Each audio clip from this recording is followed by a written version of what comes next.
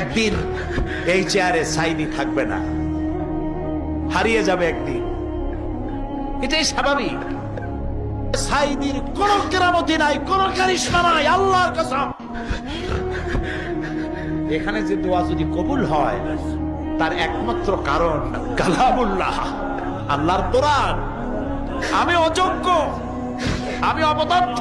আমি জানি না আগামী দিন অথবা আগামী বছর আপনাদের সাথে এই জায়গায় দাঁড়িয়ে আমি বক্তব্য রাখতে পারবো কিনা আমার জানা নাই, আল্লাহ পাক ভালো জানে। আমি আমার আবেগ দিয়ে কথা বলে গেলাম জাতির কাছে। আমি যেন দেখতে পাচ্ছি জাতি জাহান্নামের দিকে এগোচ্ছে, প্রতি বলে বলে, প্রতি মুহূর্তে মুহূর্তে।